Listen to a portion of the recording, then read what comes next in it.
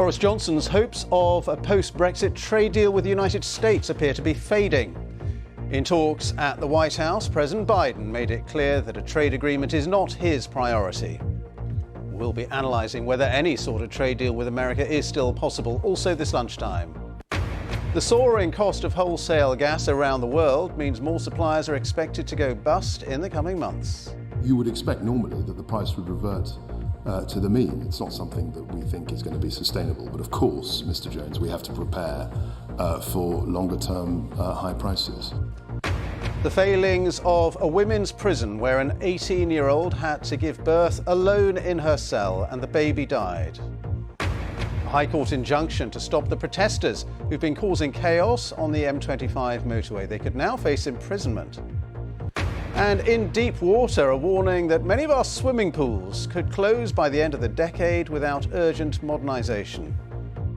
And coming up on the BBC News channel, England netballers beat world champions New Zealand to level their 3-match series in Christchurch with just one game left to play.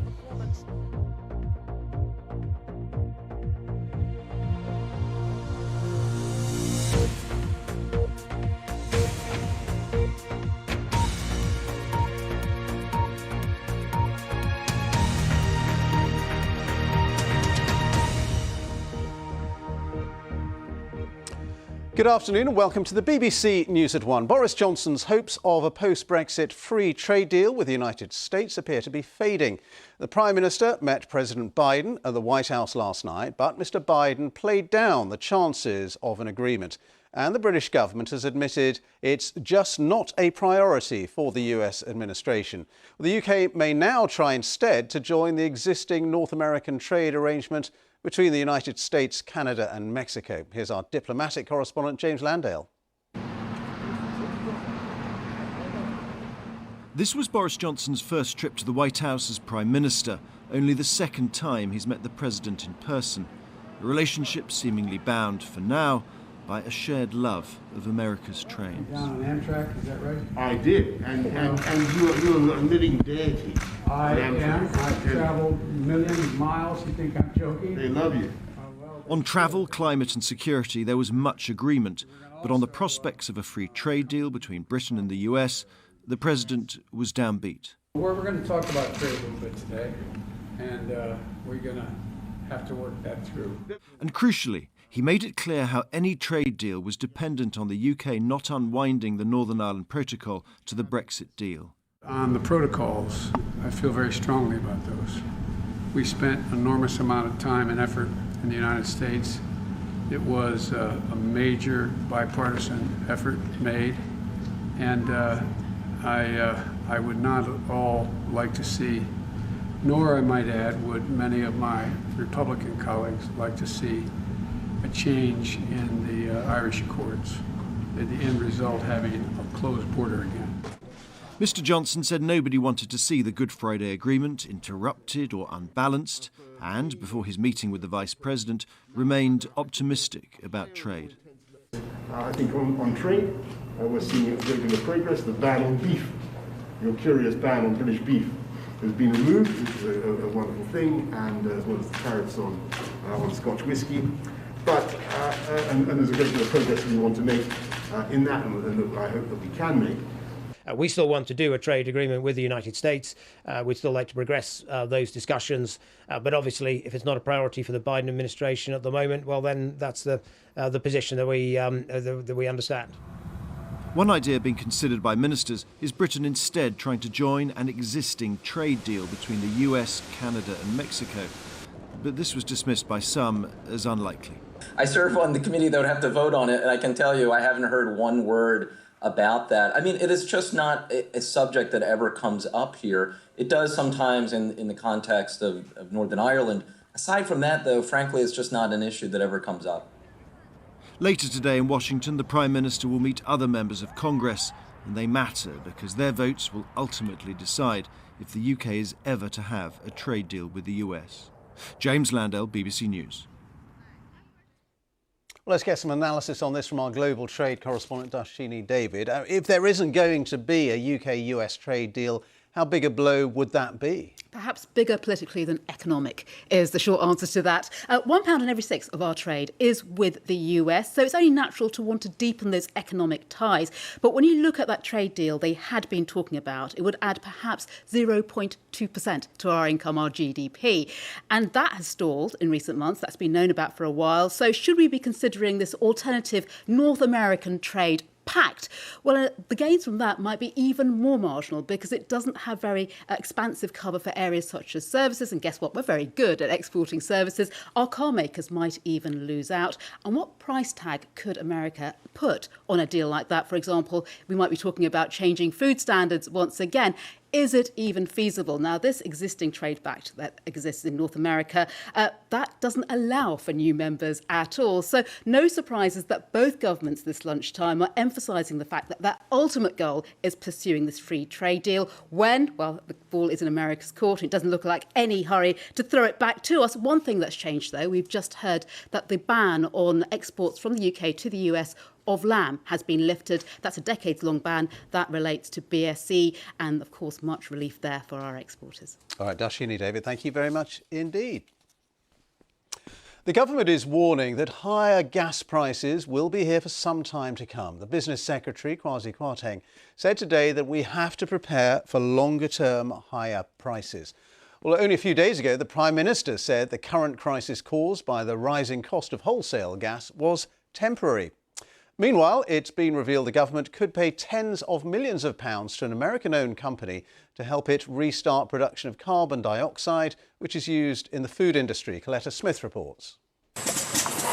One crisis averted. Carbon dioxide is so important in the brewing process. We use it at various stages. The government's payout should keep the food and drinks industry bubbling for another few weeks. Our carbon dioxide stock, we have about two weeks reserves, but we use vast quantities of it. You know, we weren't panicking. There is always a solution to every single problem, but it is a relief to know that a deal has been struck. The government have agreed to pay tens of millions of pounds to CF Industries to get them to start producing carbon dioxide again.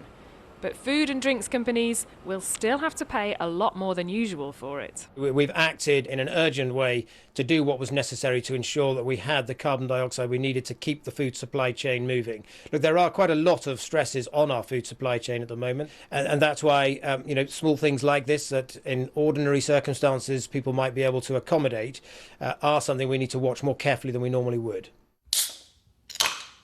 Even though fizz is back on tap for the next couple of weeks anyway, the underlying issue that caused those carbon dioxide plants to be turned off is that energy is so expensive, and that problem hasn't been fixed yet. We'll all be paying more this winter as utility bills are going up.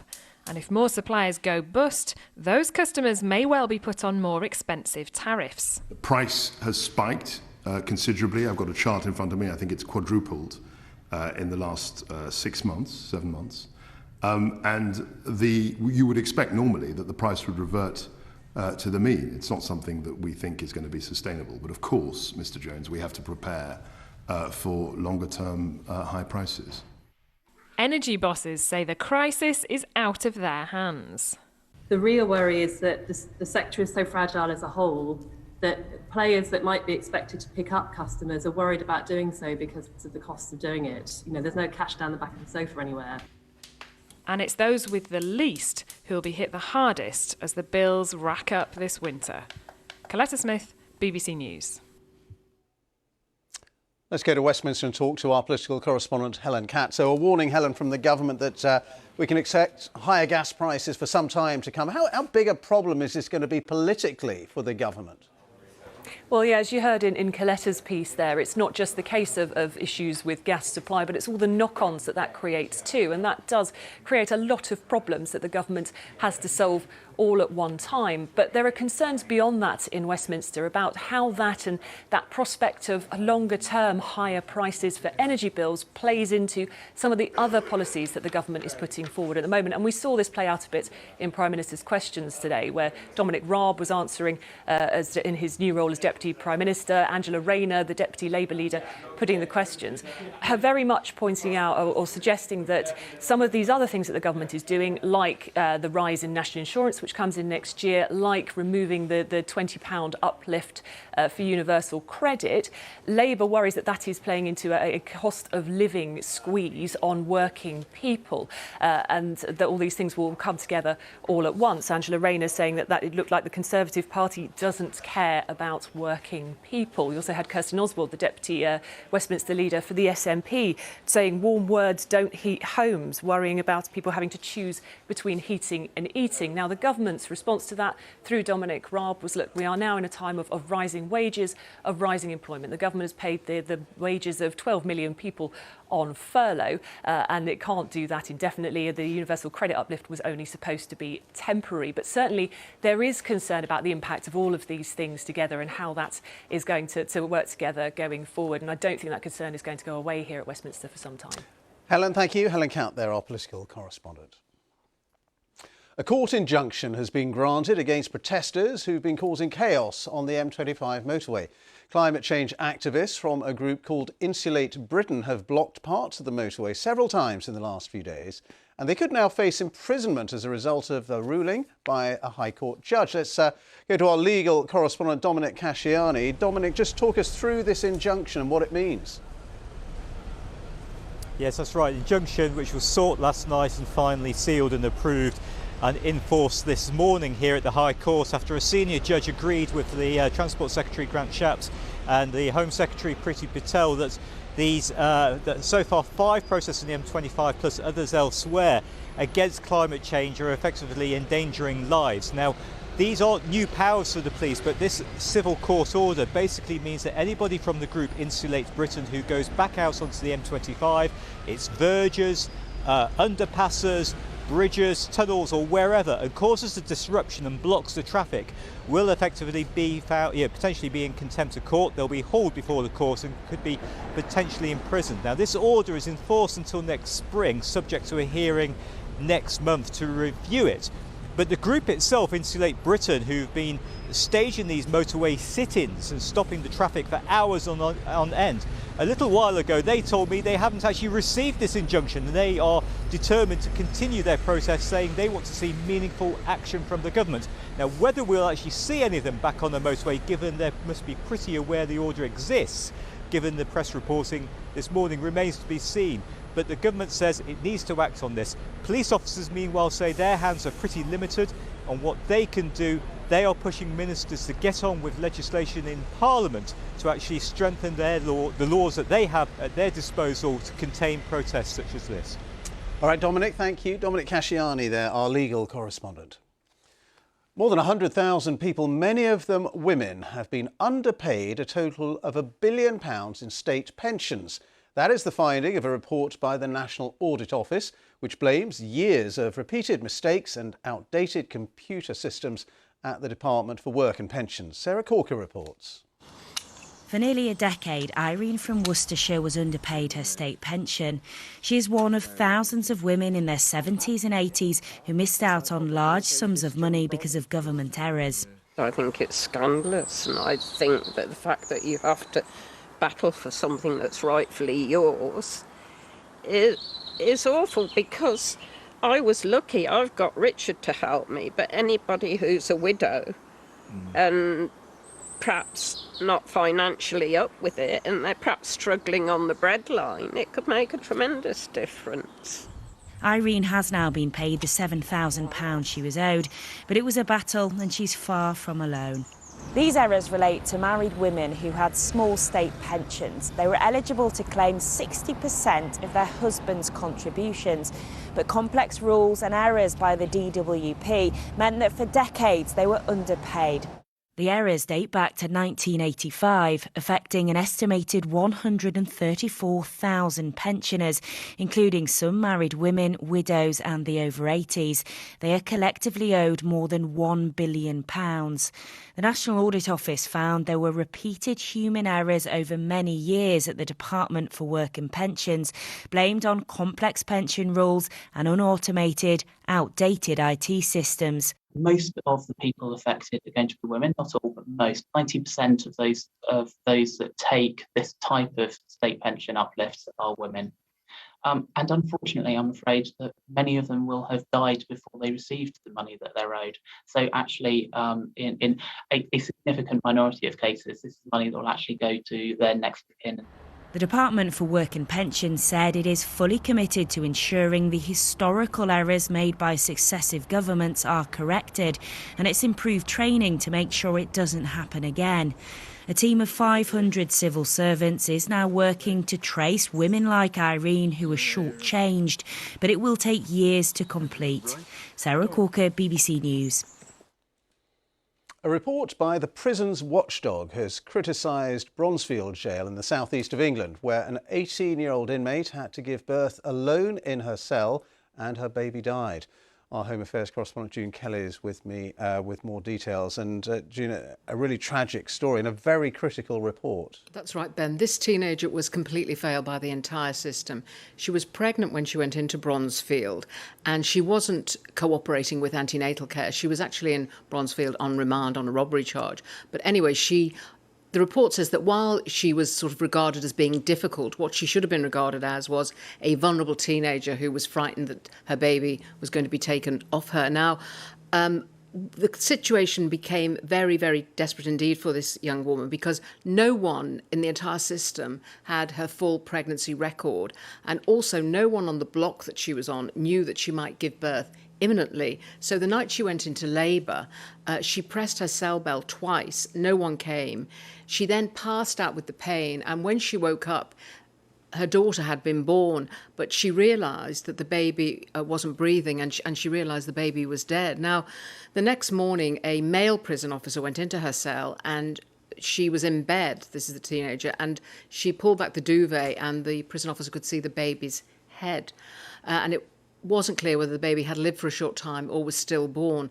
Now, today, of course, we've had apologies from the prison, the NHS, the new Justice Secretary, Dominic Raab. They've all said that the recommendations in the report have been accepted and that changes have been made. But the person behind the report, the Prison and Probation Ombudsman, Sue McAllister, she did acknowledge frustration this morning that there had been no internal disciplinary process. And she said every pregnancy in prison has to be regarded as high risk.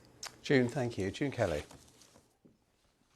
A tenth of prescription medicines given out by GPs are unnecessary, according to a new report. The review, led by the Chief Pharmaceutical Officer for England, found the elderly, those with disabilities and people from ethnic minority backgrounds are disproportionately affected. It recommended that patients be offered alternatives to drugs such as exercise, talking therapies and social activities.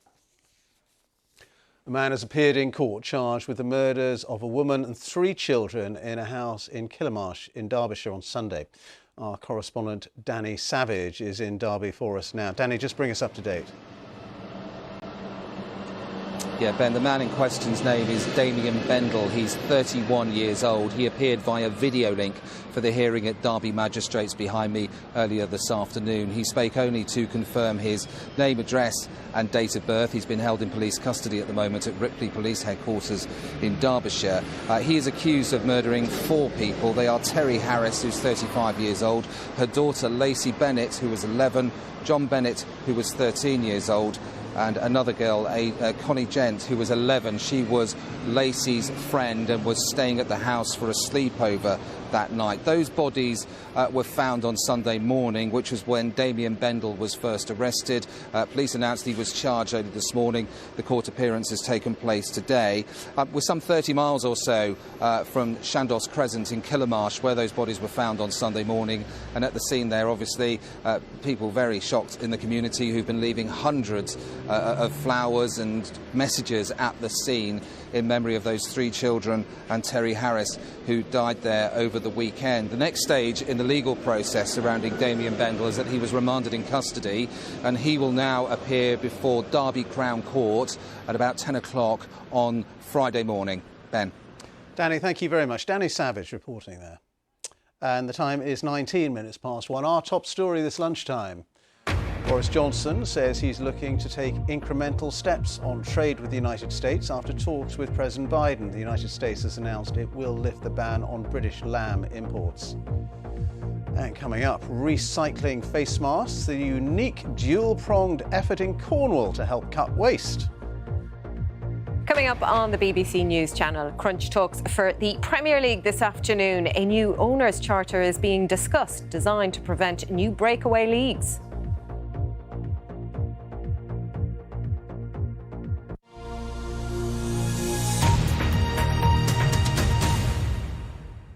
Lava flowing from the volcano that erupted last weekend on the Spanish island of La Palma has now destroyed about 200 homes. There are fears that when the lava hits the sea, it will create toxic gases and explosions. Our correspondent Dan Johnson reports now from La Palma.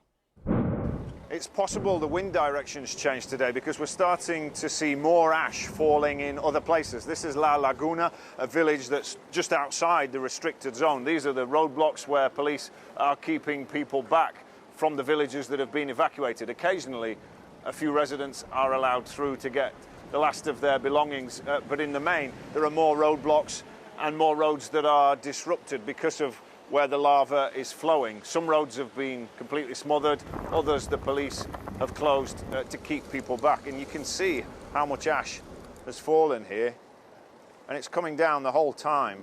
Sometimes really fine volcanic dust, sometimes thicker particles. If I hold out my hand, you might be able to actually see it falling from the sky and landing. And that is happening continuously. That's why we've got the masks, and we've also got eye protection as well. One other problem has been traffic jams because of the amount of roads that are closed. The traffic is building up, people trying to get through, and there's a risk that this side of the island actually gets cut off by the lava flow. That will probably happen at some point. So we're starting to see how everyday life is being disrupted here, and this eruption is causing problems not just for the people whose homes are directly at risk. And the big question is, how long will this last, and what will the future impact be? We've seen banana plantations, which are the main source of industry here. We've seen banana leaves covered in ash. Will they be productive in future? That's one question. But for now, the emphasis is still on the volcano that continues to erupt, and the sky is looking a bit darker today, with that ash cloud continuing to spread particles right across the eastern and the southern tip of La Palma. Dan Johnson reporting there from La Palma. Now, during the pandemic, we've all got used to wearing face masks to help protect each other, but they've also created a huge amount of plastic waste. Well, in Cornwall, there appears to be a solution. Masks are being melted and then transformed into litter grabbers, which are being given to every school and college in the county to help pupils keep the local area tidy. Laura Foster reports. It's found it in the bush. At Penpond School near Camborne, pupils don't have to go too far from the school gates before they come across litter. And each picker they're using is made from used hospital protective equipment. You can pick up a mask with these that are made out of masks. And I just think it's really cool. Instead of chucking it away, they're something really useful. I don't understand why it would just be children rather than grown-ups. And grown-ups have more free time as well, so. The arrival of COVID last year means the NHS has been using more plastic. So pre-COVID we were using about 300 masks a day just for theatres mostly, and then COVID struck and that increased to 10,000 a day. This machine is being tipped as the answer. It melts masks and tray wraps and can reach temperatures of over 300 degrees Celsius. Obviously we need to remove the ear straps and the wire that sits over your nose. Basically it's just like a giant oven, you know, it melts it all down, and that makes one of the big blocks, which then gets taken away and ground down into plastic granules and repurposed. 45 masks are needed to make each picker. All 332 schools and colleges across Cornwall will be given their own pickers in the coming weeks. But the hope is that one day it will be safe enough to reuse masks in more healthcare settings and further reduce the NHS's environmental footprint. Laura Foster, BBC News, Truro. Football news now, and clubs in the Premier League and the Championship will be able to offer licensed standing areas from January the 1st next year as part of a new pilot programme. Well, our correspondent Laura Scott's outside a Premier League shareholders meeting in central London. So, Laura, tell us more. I mean, will fans then be able to stand again? Exactly. From later this season, fans will be allowed to stand at football grounds for the first time in 25 years. It's been banned in the top two divisions, the Premier League and the Championship, since 1994. But today, the Sports Ground Safety Authority has invited expressions of interest from Premier League and Championship clubs to hold pilots from January of licensed safe standing areas. This is a significant step in the government's independent review of this issue. They said that now was the right time to make progress. The Sports Ground Safety Authority said that this was a historic announcement and it's a vital step towards fulfilling the government's manifesto commitment to introducing safe standing at football grounds. Now, the Football Supporters Association said they were beyond delighted. They said this was a victory for ordinary people and brought to an end a farcical situation where thousands of football fans have been standing at grounds, often to the detriment of people behind them. So this is a significant step, and one that will impact the bosses of Premier League clubs who are meeting in this hotel behind me for a lengthy shareholders meeting, which will bring in other matters like a proposed owners charter to block future breakaways like the European Super League, COVID certification, and also next year's fixture calendar. But the most significant football news today is that fans will be allowed to stand at Premier League and Championship clubs for the first time in more than 25 years. All right, Laura, thank you very much indeed. Laura Scott.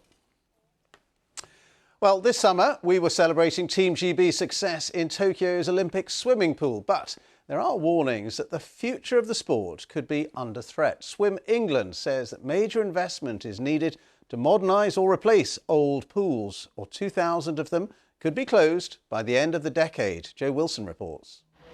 Marshall Street baths were built for Victorian London. Preserved, improved and still used. Exceptional. The big picture's bleak. Swimming pools everywhere desperately need refurbishment or replacement, say Swim England. It's the terrifying thing for me. It's the thing that keeps me absolutely awake at night. We know that by the end of this decade, we could lose 40% of our pool stock. That's 2,000 swimming pools.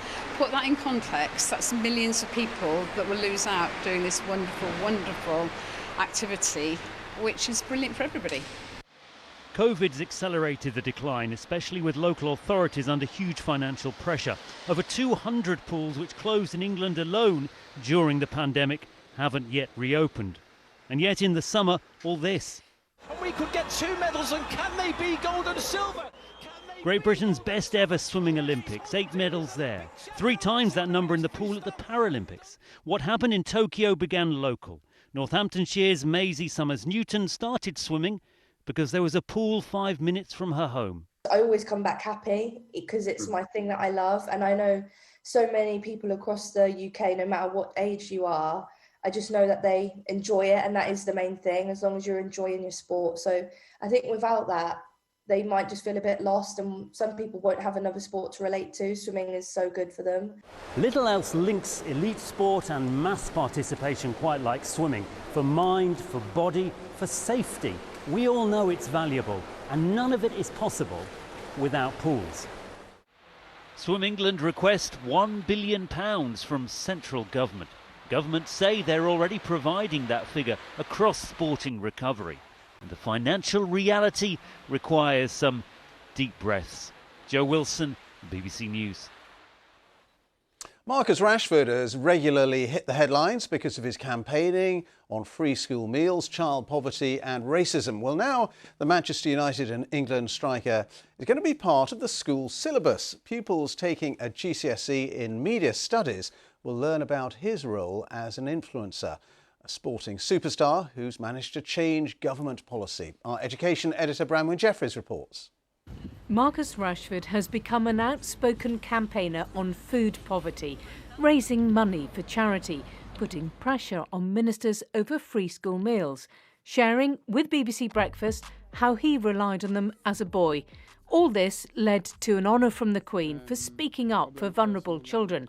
But now, recognition of a different kind, as his social campaigning becomes part of GCSE media studies.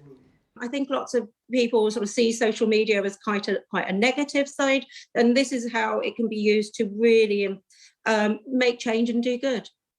They'll study not just his food campaigning, but also how the footballer dealt with racism in sport. weathering abuse after missing his penalty at the Euro 2020 final, and the public support when the mural in his hometown was defaced. GCSE Media Studies is a barometer of social change. Marcus Rashford is a role model for many children. So he's replacing Zoe Sugg. Known to millions, she's gone from teen influencer to appealing more to mums. Bronwyn Jeffries, BBC News. Finally, this lunchtime, Netflix has bought the Roald Dahl Story Company, giving the streaming business access to all of the late writer's works. More than 300 million copies of his books have been sold worldwide. Netflix says new live-action films and animated series, including one about the Oompa Loompas, will follow. Right, let's get the story of the weather now, and the latest forecast comes from Ben Rich. Hi, Ben. Hi there, Ben. Thank you. Good afternoon. In some ways, it looks like quite an autumnal weather story. We had some mist to start the day today, apt on what is the autumn equinox, and we've had some quite windy weather, and we will continue to see some windy weather in northern Scotland. In fact, the winds here are going to pick up as we head into tonight. But for others, actually, it feels more like late summer than early autumn, with some sunshine. Best of that at the moment across eastern and southern parts of England. Wales and the southwest clouding over a little bit at the moment, and we've got this band of cloud bringing rain southwards across Scotland and into Northern Ireland. Quite windy this afternoon too across the northern half of the UK, and even further south, a little breezier than it was yesterday. But some warmth, 22, maybe 23 degrees across the south of the UK. Across northern Scotland turning a little bit cooler, 13 or 14 here. Now, as we head through this evening and tonight, we see this band of cloud and patchy rain moving out of Scotland, Northern Ireland, down into parts of northern England and Wales. Meanwhile, showers joining into longer spells of rain in northern Scotland, and the winds really strengthening, gusting up to 65 miles per hour, potentially in the most exposed spots. Quite a mild night with a fair amount of cloud around. Then into tomorrow, this front here, a weakening feature bringing clouds southwards across England and Wales. This front bringing rain for a time across Scotland. And behind that, well, just hints that we will try to import some colder air from the north, but it won't make much progress across Shetland, Orkney, the north of mainland Scotland. We will see some rather chilly but quite bright conditions tomorrow. Cloud for central and southern Scotland, Northern Ireland, northwest England, the odd spot of rain from that, and this stripe of cloud down towards the south. In between, a slice of sunshine developing for the likes of Wales, the Midlands, East Anglia, lifting temperatures again to 23 degrees, but up towards the north, just 11 in Lerwick. But that brief flirtation with chilly air doesn't last long. By Friday, we're back into westerly winds, some milder weather, quite a moist westerly flow, I have to say. So it's going to bring a lot of cloud into western areas, particularly western Scotland, Northern Ireland, where that cloud will bring some outbreaks of patchy rain at times. Eastern and southern parts seeing some sunshine.